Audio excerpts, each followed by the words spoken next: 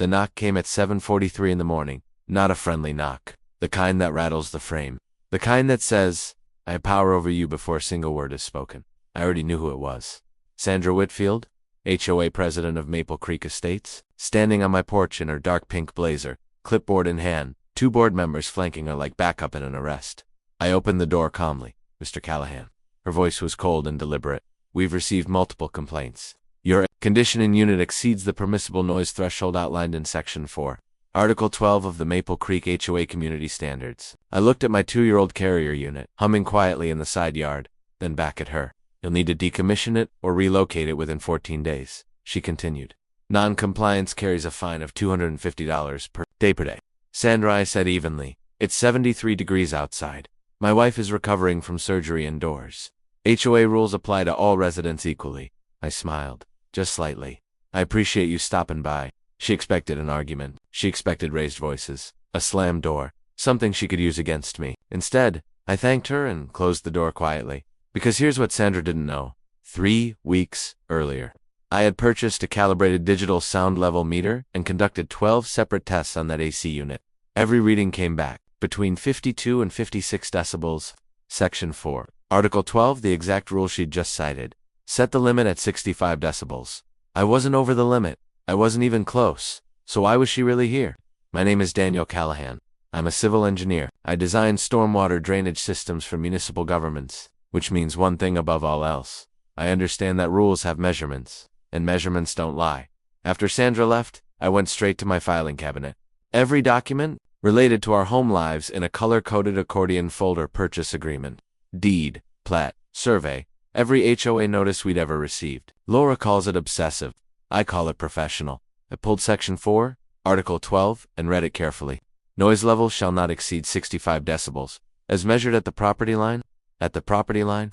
My unit sat nearly 40 feet from the boundary. At that distance, it was generating somewhere around 38 to 42 decibels. The sound of a quiet street? Sandra hadn't cited a rule I was violating. She'd cited a rule she had to have known I was following. I opened my laptop and looked up the vacant property across Birchwood Lane, the one that had been sitting empty for almost a year. I'd noticed an under contract sign recently. Curious now, I pulled up the county property appraiser's records. The buyer was a shell company, Birchwood Development Partners, LLC. I searched the Georgia Secretary of State's Business Registry, Agent Gerald Whitfield, Sandra's husband. I opened a new folder on my desktop and labeled it Maple Creek Documentation, Project Start. Over the next 2 weeks, the violations kept coming. A notice claiming our garbage bins were visible from the street for more than 30 minutes after pickup.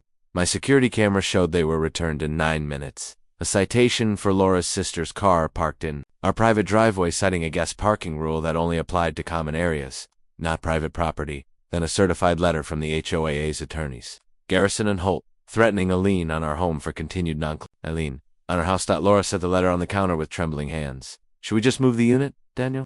Maybe it's easier. Don't touch anything, I said.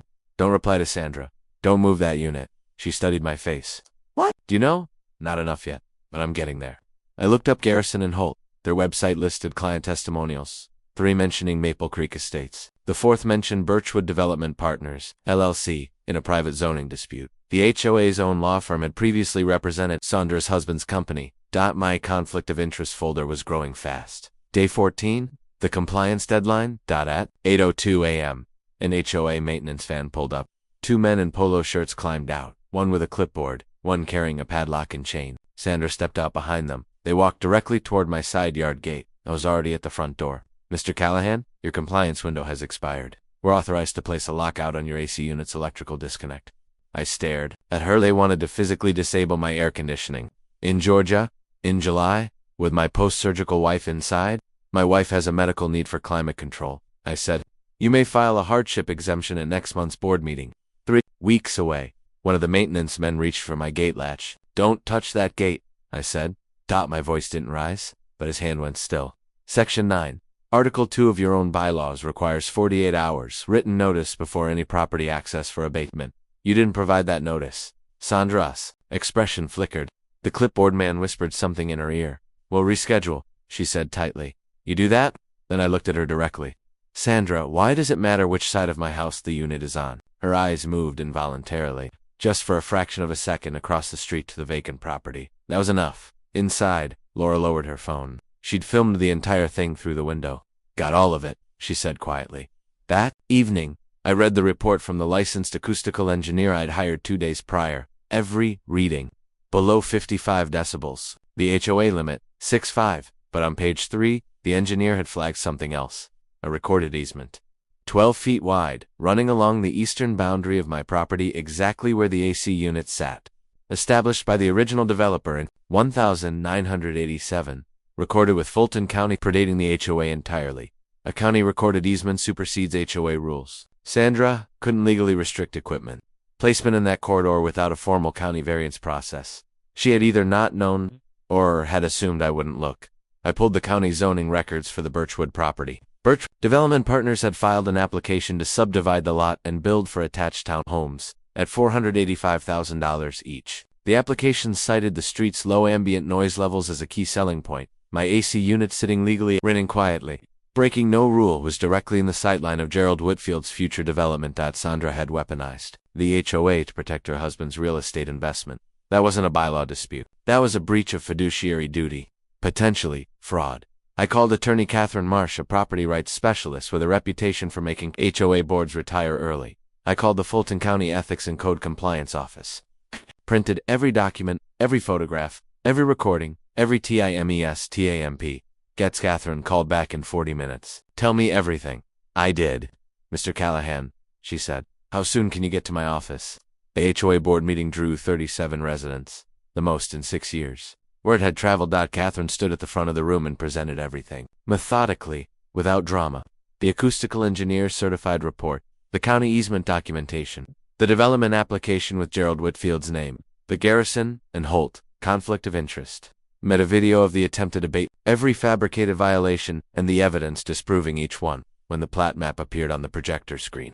With Gerald Whitfield's company name clearly visible on the development filing, the room went completely silent. Sandra sat, rigid at the board table, the clipboard in front of her, the lanyard around her neck, but something behind her eyes had gone quiet. Board member Patricia Horn made a motion.